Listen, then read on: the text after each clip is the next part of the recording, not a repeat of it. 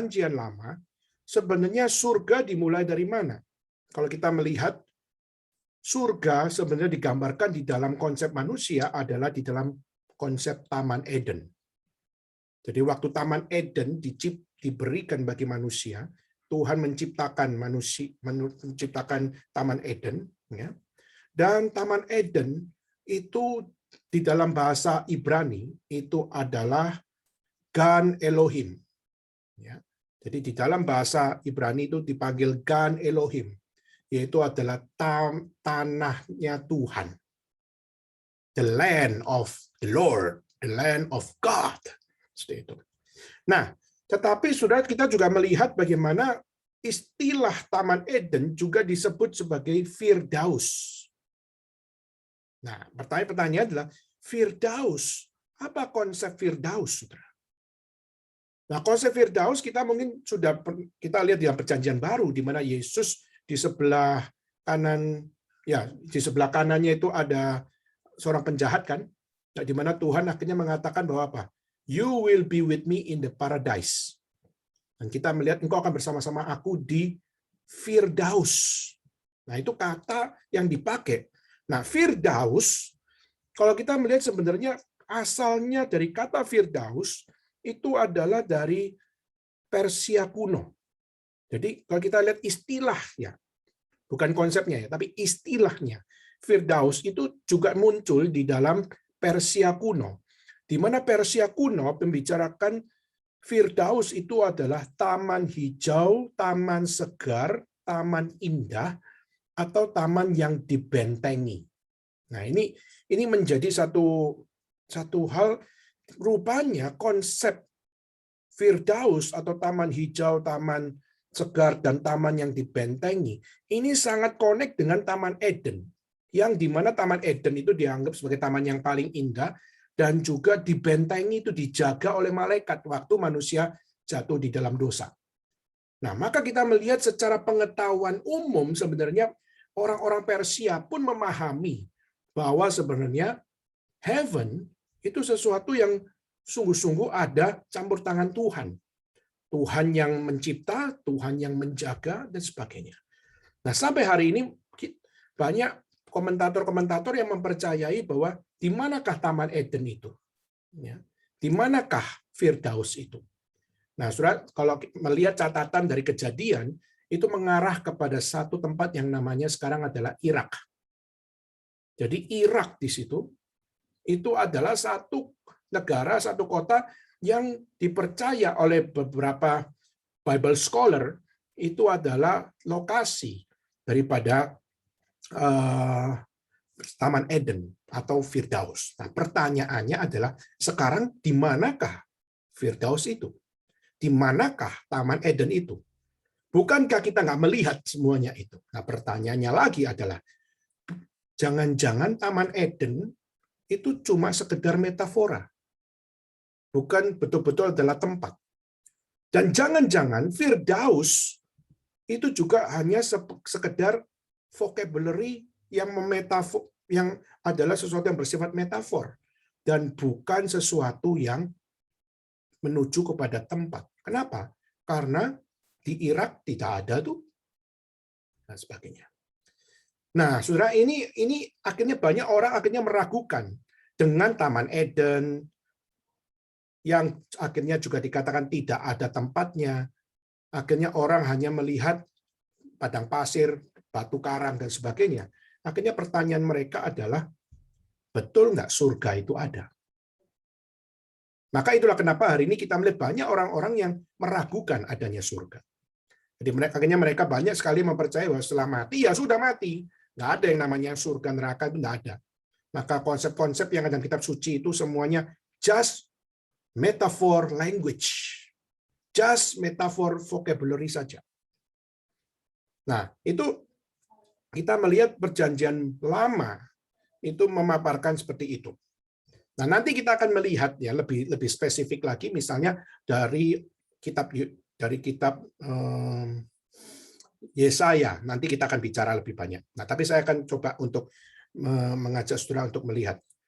Jadi orang-orang di Perjanjian Lama mereka percaya Taman Eden itu sesuatu yang adalah tempat, sesuatu yang dipanggil sebagai Firdaus, yang dipanggil sebagai tempat di mana Tuhan ada di situ, dan Tuhan membentengi tempat itu, dan tempat itu tempat yang indah, dan menggambarkan surga seperti itu. Itu perjanjian lama. Nah, dalam perjanjian baru, istilah daripada Taman Eden itu yang dipanggil sebagai satu pengertian tentang Firdaus itu, di dalam bahasa Yunani dipanggil dengan istilah paradeisos, atau bahasa Inggrisnya paradise. Ya. Nah, waktu kita melihat orang Yunani memakai kata paradeisos, nah inilah yang akhirnya membuat kita harus untuk membuka ruang. Perjanjian baru bicara apa tentang surga? Di satu sisi, surga itu bicara tentang apa namanya? Surga bicara tentang tempat. Tetapi Saudara, kalau kita mau jujur melihat kitab Wahyu pasal 20 ayat 7 sampai 15. Nanti Saudara bisa buka sendiri ya karena waktu. Saudara melihat Wahyu 20 7 sampai 15, di situ Tuhan mengatakan bahwa there is a new creation. Itu pertama. Lalu pasal 20 ayat 1 dikatakan new heaven and new earth. Lalu ketiga, pasal 21 ayat 22, the new Jerusalem. Ya. Dan pasal 21 ayat 4, di mana air mata akan dihapus di situ. Tempat di mana tidak ada air mata di situ. Nah, Saudara coba lihat. Konsepnya menjadi seakan-akan new heaven and new earth, new creation, new Jerusalem, the place where there is no tears. Nah, sekarang yang menjadi satu hal, kalau perjanjian lama bicara bahwa Taman Eden, Firdaus itu adalah tempat. Nah, di dalam bahasa Yunani, khususnya kita melihat di dalam kitab Wahyu, justru yang muncul adalah bumi yang diperbarui.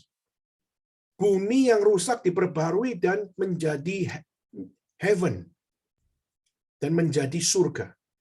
Nah, Saudara, akhirnya kita mulai dibingungkan. Kalau gitu surga itu ada di mana? Kalau Wahyu mengatakan new heaven and new earth. Lalu kalau Saudara saya kaitkan lagi sama doanya Yesus.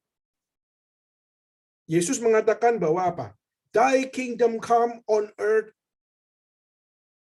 in heaven. Tuhan juga mengatakan bahwa kerajaanmu datang ke bumi. Jadilah kehendakmu di bumi dan di surga. Ya, dan kita melihat bumi dan surga itu menjadi sesuatu yang seakan-akan one level. Nah, Saudara, ini menjadi satu pertanyaan. Kalau gitu, bagaimana kita mengerti surga? Surga itu tempat atau surga itu sesuatu yang akan datang? Dan bagaimana memahami surga dengan lebih tepat? Karena seringkali kita mengatakan bahwa kalau ya orang kalau sudah mati ya pasti masuk surga, apalagi yang orang percaya masuk surga. Tapi waktu kita melihat di dalam Alkitab, akhirnya kita mau tidak mau harus menyadari bahwa surga itu siapa yang menentukan? Surga itu definisinya apa dan siapa yang bicara tentang definisi itu? Waktu kita sebagai orang percaya, kita pasti memiliki basis bahwa heaven itu adalah God's dwelling place. Itu yang pasti kita setuju sama-sama. Yaitu surga itu adalah tempat Tuhan ada. Di mana Tuhan berada itulah surga. Gitu kan? Apalagi kalau kita melihat di dalam kitab suci, kita melihat bagaimana surga itu dikaitkan dengan langit. Kalau itu bahasa Ibrani-nya itu Shamyim ya. Itu apa bicara tentang heaven, atau bahasa dari Yunani adalah Kuranos. Jadi heaven itu bicara tentang langit. Lalu bumi itu adalah Eretz dalam bahasa Yahudi atau dalam bahasa Ibrani. Lalu ada namanya Seol. Seol itu adalah satu tempat di bawah, ya, dunia yang ada di bawah, dipanggil sebagai Seol. Nah, saudara, kita melihat di dalam bahasa Ibrani itu ada tingkatan-tingkatan ini. Ada yang namanya langit, ada yang namanya bumi, ada yang namanya dunia di bawah. Yaitu, maka itu menjadi satu konsep bahwa langit tempatnya siapa? Langit adalah, kita percaya adalah tempatnya Tuhan berada. Apalagi kalau kita baca Mazmur, mungkin kita bisa buka ya Mazmur ya. Minta Henry bacain Mazmur 103 ayat 19. Mazmur 103 ayat 19. Ya. Tuhan sudah menegakkan tahtanya di surga dan kerajaannya berkuasa atas segala sesuatu. Ya, Tuhan menyatakan akan tahtanya di surga. Nah itu kalau kita melihat Tuhan berada di tahtanya, dan Tuhan dari tahtanya, disitulah surga. Maka God's throne di situ dibicarakan. Nah, kita melihat Mazmur menggambarkan itu. Nah, kalau kita lihat di dalam ayat yang lain, misalnya di dalam Yehezkiel pasal 28 ayat 16. Mungkin Deborah bisa bantu bacain, Deborah. Yehezkiel 28 ayat 16.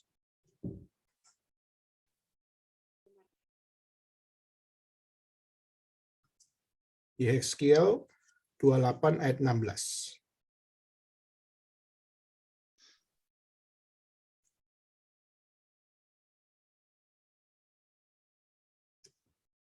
Ayat 16, dengan dagangmu yang besar, engkau penuh dengan kekerasan dan engkau berbuat dosa, maka kubuangkan engkau dari gunung Allah dan kerub yang berjaga membinasakan engkau dari tengah batu-batu yang bercahaya. Oke, kata gunung Tuhan itu sama dipakai, yaitu bicara tentang tahta Tuhan. Jadi kalau di dalam Mazmur itu tahta Tuhan, Tuhan bertahta, itulah Tuhan berada. Nah, kalau di dalam bahasa tadi Yehezkiel pasal 28:16, di mana gunung Tuhan. Nah, gunung Tuhan juga menggambarkan tentang tahta Tuhan. Jadi, sebenarnya kalau kita melihat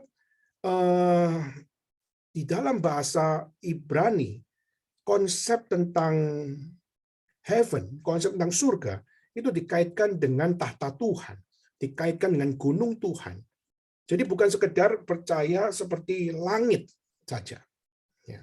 Jadi kalau kita mempercayai itu langit surga itu seperti sekedar langit, maka kita akan menjadi orang yang sama seperti Konghucu punya konsep bahwa Tien itu adalah yang paling tinggi, dan yang dipanggil Tien, yang dipanggil langit itu adalah Tuhan.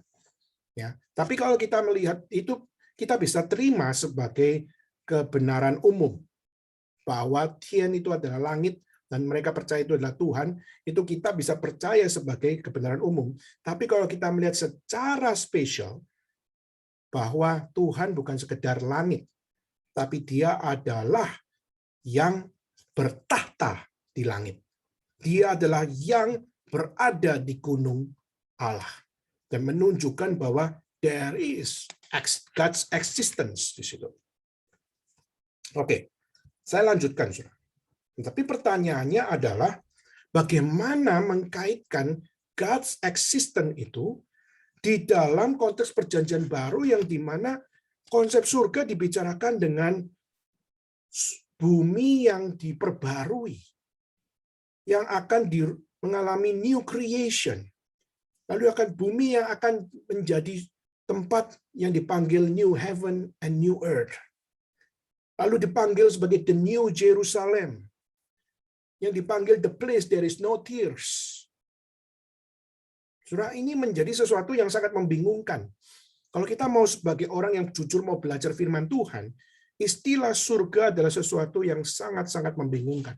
Kenapa? Saudara, karena kita tidak pernah ke surga, itu pertama. Kedua, kita melihat surga ini bersifat future bagi kita hari ini. Tidak ada seorang pun yang tahu tentang surga di dalam past tense, di dalam present hari ini. Maka surga dibicarakan oleh Yohanes di dalam kitab Wahyu, itu menggambarkan surga seperti ini, seperti ini, seperti ini. Tapi saudara, Yohanes tidak pernah ke sana. Nah, maka di dalam gambaran ini, akhirnya kita perlu untuk memahami kalau gitu, bagaimana kita mengerti surga di dalam perjanjian baru. New creation, new heaven and new earth, lalu juga New Jerusalem, dan sebagainya. Nah, saudara, maka saya ingin kita coba melihat dalam satu ayat, di mana di dalam satu ayat ini, di dalam Yesaya 60 ayat 21, ada nubuat yang dinyatakan dari Yesaya. Nah, saya ingin kita membukanya Yesaya 60 ayat 21. Coba mungkin ya Jeffrey bisa bantu bacain Yesaya 60 ayat 21. Pendudukmu semuanya orang-orang benar. Mereka memiliki negeri untuk selama-lamanya. Mereka sebagai cangkokan yang kutanam sendiri untuk memperlihatkan keagunganku. Ya, di situ dia menyatakan satu nubuat bahwa akan ada satu negeri di mana di dalam negeri itu semuanya akan mengalami, dicangkokkan, berarti berada di dalam satu hal, mereka di-renew di situ. Di mana mereka yang berada di dalam posisi sebagai orang yang tidak layak dan juga berdosa sebagainya, akhirnya mereka mengalami, dicangkokkan, diberikan suatu yang hidup yang baru, dan di hidup yang baru itu akan memberikan pengharapan bagi mereka. Nah, Yesaya 60 ayat 21 ini bicara tentang apa? Bicara tentang the coming of Messiah yang memberikan new life, yang memberikan akan new hope, yang memberikan akan satu keyakinan bahwa seseorang mereka bisa menerima freedom yang benar di dalam Mesias. Nah, maka disinilah akhirnya kita melihat Mesias dibicarakan berkaitan dengan negeri di mana Tuhan menjanjikannya. Jadi Kristus di sini adalah Mesias yang dijanjikan di dalam Yesaya pasal 60, 21, bahwa akan ada satu negeri di mana mereka, orang-orang yang itu akan dicangkokkan untuk apa? Untuk mereka mengalami akan new life. Mereka yang tidak punya pengharapan akhirnya memperoleh pengharapan. Yang tidak memiliki akan satu kehidupan yang suci, disucikan oleh Tuhan. Dan itu semua kuncinya pada siapa? Kuncinya pada Kristus, pada Mesias. Nah, orang Yahudi nggak percaya Kristus, maka sampai sekarang mereka masih menunggu definisi tentang surga. Mereka masih berada di dalam satu format bagaimana surga itu tempat, location, place. Tapi saudara, waktu kita melihat di dalam Yesaya pasal 60 ayat 21, negeri itu hanya ada pada pekerjaan Tuhan yang akan mencangkokkan, yang akan memberikan new life, yang akan memberikan akan hidup yang baru. Dan disitulah kita melihat, disitulah negeri itu ada. Nah, pertanyaannya, siapa Mesias itu? Maka waktu kita melihat, rupanya Yesus datang. Dan Yesus menyatakan bahwa dialah Mesias. Dan akhirnya kita melihat Mesias itu datang menjadi akan the cornerstone of redemption. Sehingga akhirnya penebusan, pengampunan, hidup baru, semuanya itu diberitakan di dalam Kristus. Maka Kristus bertemu dengan Nikodemus, mengajarkan tentang lahir baru.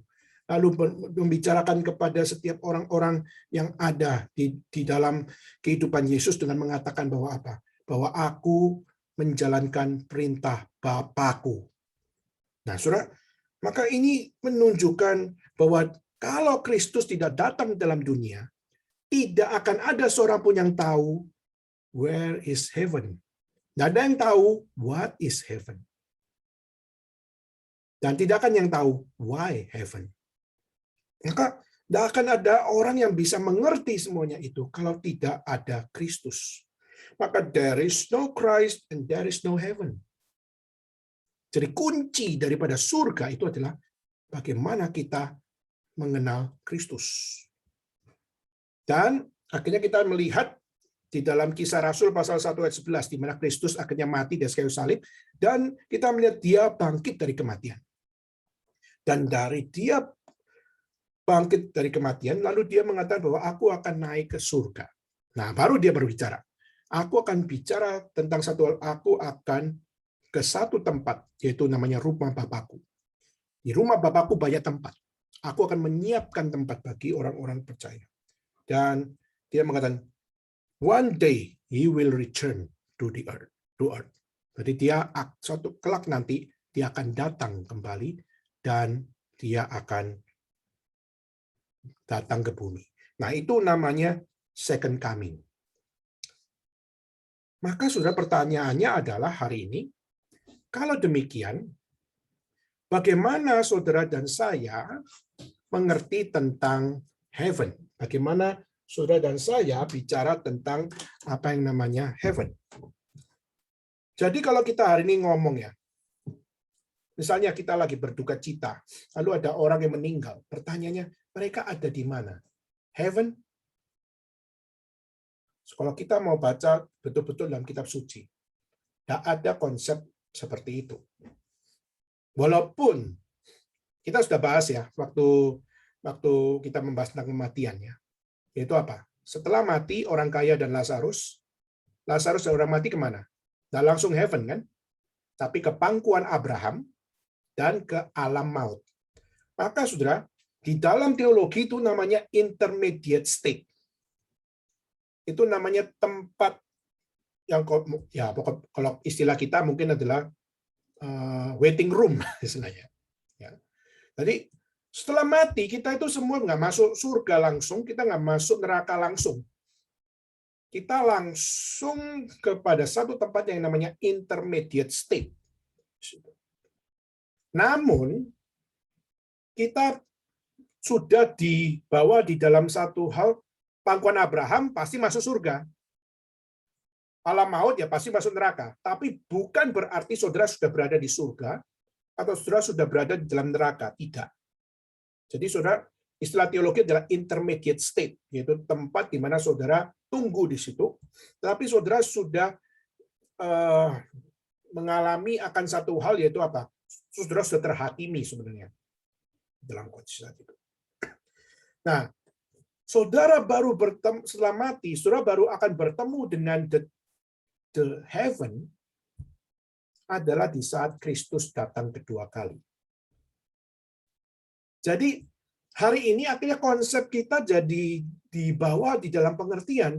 Selama ini kita percaya bahwa surga itu tempat.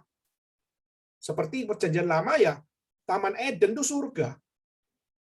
Dan konsep perjanjian lama juga mengatakan Firdaus itu tempat Tuhan bertahta. Dan dikaitkan dengan gunung Tuhan, dikaitkan dengan tempat Tuhan bertahta. Nah, tapi kita melihat di perjanjian baru, format itu dibawa di dalam satu format yang jauh lebih, bukan sekedar tempat di sini, tetapi adalah sesuatu yang akan terjadi, yaitu Tuhan datang kembali, Yesus datang kembali, dan melakukan renew terhadap bumi ini. Sehingga akhirnya kita berada di dalam new heaven and new earth. Kita mengalami new creation. Kita mengalami new Jerusalem. Dan kita mengalami tidak ada air mata dan sebagainya. Jadi kuncinya adalah Kristus di sini. Kristus datang, second coming, Kristus datang kedua kalinya. Kristus bersatu dengan, kalau istilah gereja itu, dengan mempelai wanita. Kristus sebagai mempelai pria, dia datang bersama-sama dengan mempelai wanita. Dan bersama-sama di tempat yang dikatakan sebagai surga. Saudara, maka ini perlu menjadi sebuah perenungan, saudara. Maka sebenarnya kita bisa mengerti kenapa orang Yahudi itu tidak bisa langsung jadi Kristen. Karena perombakan konsepnya luar biasa. Karena Kristus menjadi penting, krusial, sehingga konsep dari semua orang-orang Yahudi itu kacau luar biasa. Karena seakan-akan Kristus menjadi hal yang mengubah heaven yang adalah tempat menjadi satu identitas, yaitu Kristus yang datang. Kristus menjadi penentu kita mengerti heaven. Sehingga waktu Kristus datang kedua kali dan melakukan new creation, dan menjadi new heaven and new earth, menjadi new Jerusalem, dan menjadi satu tempat di mana tidak ada air mata. Kuncinya adalah Kristus. Maka saudara, disitulah orang-orang Yahudi menganggap ini murtad luar biasa. Ini bukan ajaran yang diajarkan oleh Abraham dan sebagainya. Maka itulah kenapa orang-orang Yahudi sangat tidak bisa menerima konsep kekristenan. Bahkan dengan tidak bisa untuk meyakini Kristus sebagai Mesias. Ya, saudara. Maka kuncinya adalah Kristus adalah heaven itu. Jadi sebenarnya waktu kita mengatakan gimana kita bisa mengerti heaven, kita tidak mungkin bisa mengerti heaven kalau bukan di dalam timingnya Kristus datang kedua kali. Kita hanya percaya Tuhan bertahta di situ. Yes. Kita juga percaya bahwa Tuhan bersemayam di sana. Yes, kita tahu. Tapi untuk mengerti dengan detail, saudara tidak bisa mengerti. Kenapa? Karena semuanya itu hanya bisa dapat kita ngerti di saat Kristus menjadi fondasi di mana kita melihat semuanya. Maka hari ini kita masih bertanya-tanya tentang surga. Maka hari ini kita masih bertanya-tanya tentang bagaimana kita mempersiapkan diri masuk surga. Apa jadinya kalau sudah mau pergi ke satu destinasi, tetapi kita tidak tahu destinasi itu apa, tidak tahu apa yang mesti kita siapkan, dan sebagainya. Pasti kita akan khawatir, kan? Tapi Alkitab mengatakan jangan kamu khawatir, karena aku akan menyiapkan tempat bagimu. Kita tidak tahu surga kayak apa sampai hari ini, tapi Tuhan mengatakan aku akan menyiapkan tempat bagimu. Cukup, just believe to Christ. Nah, maka banyak hal yang kita sampai hari ini nggak bisa dengan seret berkata, surga itu kayak begini, kayak begini, kayak begini, kayak begini, begini. Tidak ada yang bisa memberikan informasi yang paling akurat tentang surga itu seperti apa. Namun, saudara, paling tidak kita bisa melihat di dalam kitab suci ada beberapa hal yang menunjukkan bahwa di surga akan ada apa di situ. Saya akan tulis bahwa di dalam Wahyu 21 ayat 1 dan 2. Dan di sini kita bisa tahu bahwa surga apa yang akan ada di situ. Ya. Mungkin Melina bisa bantu bacain, Melina, Wahyu 21 ayat 1 dan 2. Apakah mungkin untuk membacakan?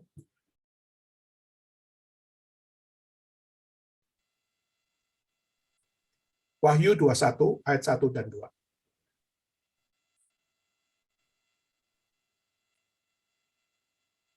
Mic-nya belum nyala.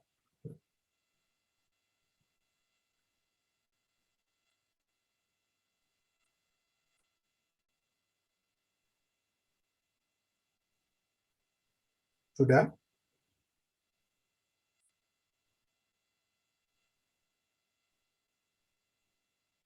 Kok belum ada suara ya?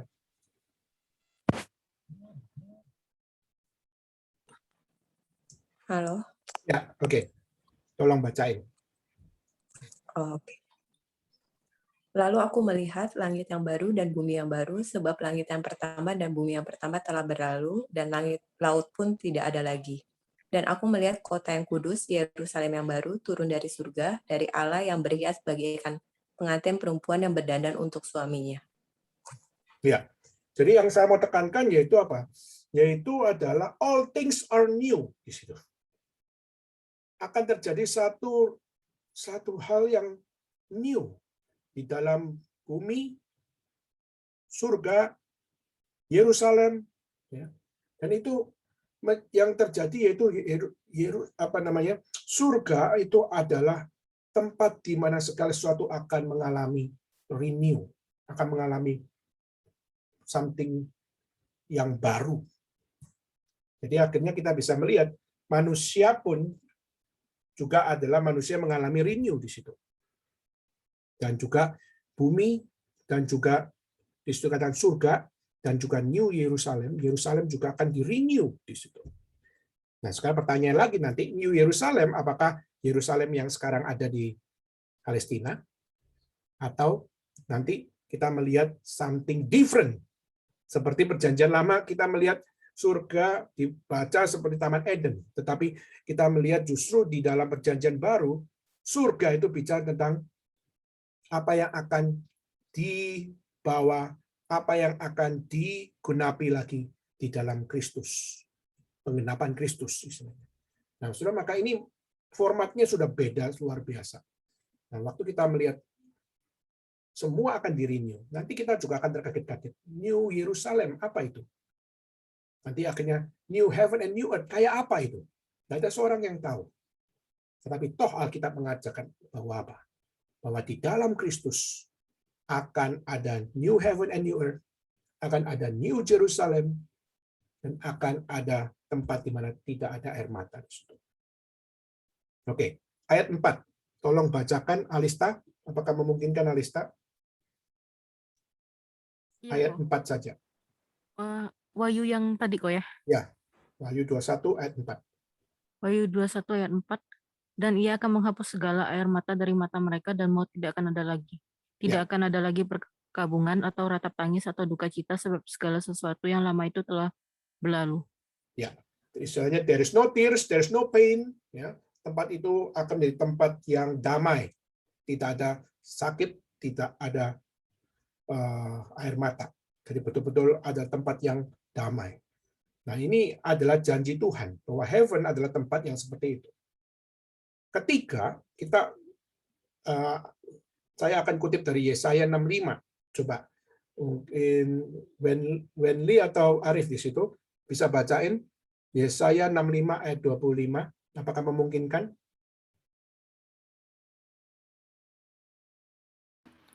Iya, bentar kok ada. Ya. Yesaya 65 ayat 25.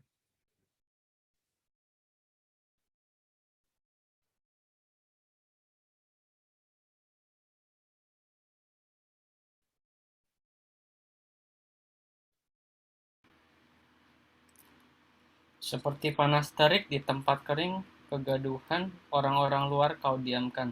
Seperti panas terik ditiadakan oleh awan-awan, demikian nyanyian orang-orang yang Yesaya 65 ayat 25.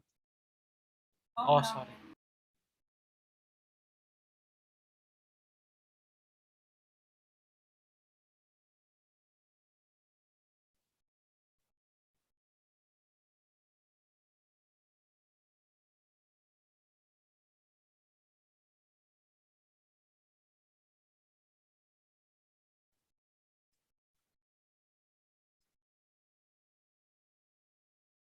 Yesaya 65 ayat 25.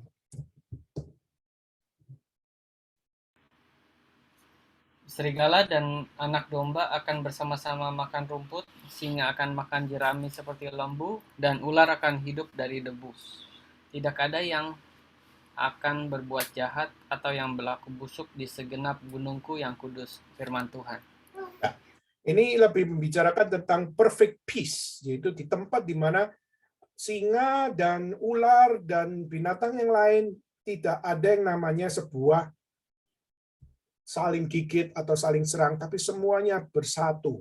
Dan istilahnya singa aja bisa makan rumput. Nah, ini sesuatu yang biasanya kalau makan rumput kalau dia lagi sakit dan sebagainya, tetapi justru di situ tidak. Maka surga digambarkan sebagai perfect peace. Kalau kita lihat dalam perjanjian lama, kita lihat Yesaya bicara tentang surga, di situ bicara tentang tempat yang damai, sejahtera, dan juga tidak ada yang namanya kejahatan dan sebagainya.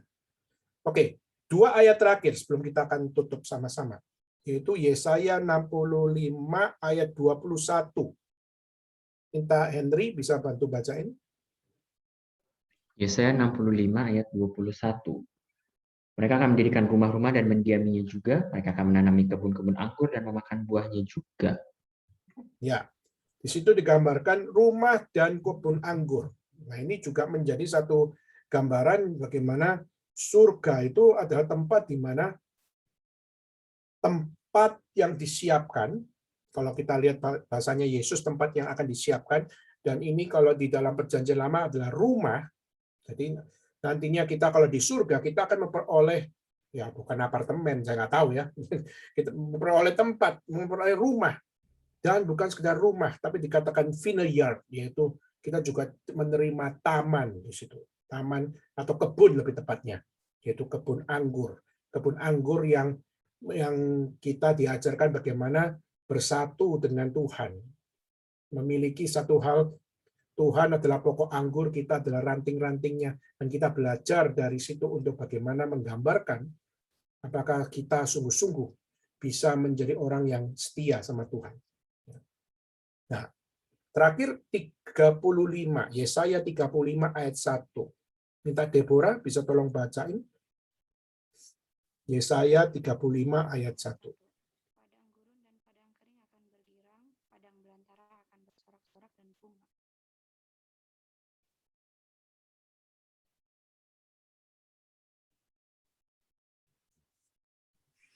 Yesaya 35 ayat 1.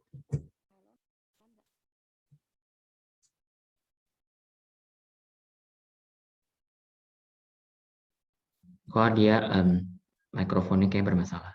Oke. Oke, mungkin Melina bisa bantu bacain. Padang gurun dan padang kering akan bergirang, padang belantara akan bersorak-sorak dan berbunga.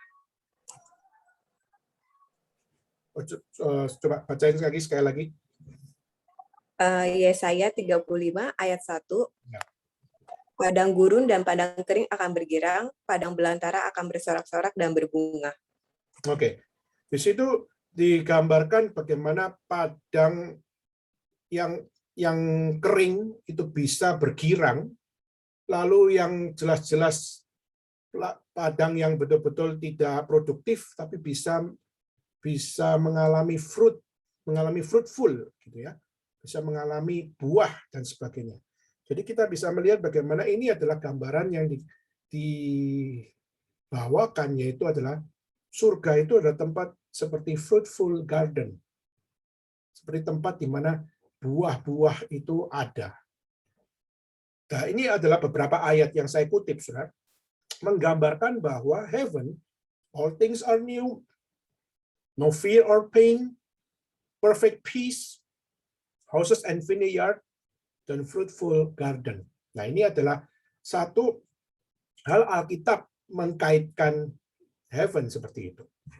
Namun kita percaya bahwa kunci dari kita mengerti seluruh apa yang ada di dalam pengertian heaven itu hanya pada saat kita berada dalam satu-satunya kunci, yaitu Kristus yang sudah mati di atas kayu salib dan dia naik ke surga dan dia akan datang kembali.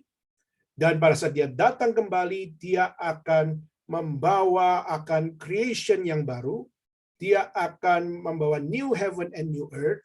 Dialah yang akan membawa the new Jerusalem. Dan dialah yang akan menghapus air mata bagi orang-orang yang ada, khususnya untuk orang percaya dalam bumi. Maka saudara, siapa bilang bahwa orang-orang Kristen adalah orang-orang yang asal-asalan mempercayai imajinasi tentang surga. Semua ini sebenarnya kalau kita mau taat kepada firman Tuhan dan kita taat kepada Kristus, kita akan percaya bahwa memang di dalam vocabulary manusia kita tidak bisa mengerti dengan detail tentang surga. Tetapi saudara, minimal kita tahu kunci untuk kita memahami surga secara perfectly itu adalah hanya di saat Kristus datang kedua kali dan dia yang membukakan akan new creation, new heaven and new earth, dan juga membukakan tentang New Jerusalem dan membukakan untuk menghapus air mata. Maka saudara, disinilah kita percaya bahwa heaven hanya bisa dapat kita mengerti di saat Kristus yang akan datang kedua kali menunjukkan the true definition on heaven. Jadi hanya definisi yang benar adalah di saat Kristus datang kedua kali. Maka kita menantikan Kristus datang kedua kali. Karena disitulah apa yang dipaparkan dalam kitab Wahyu, yang segala sesuatunya bersifat future bagi kita. Kita never know segala sesuatunya. Tetapi dalam kedatangan Kristus Yesus, itulah yang akan membukakan kepada kita. The true heaven, itulah yang akan membawa kita kepada tempatnya. Jadi, saudara, kalau saya kutip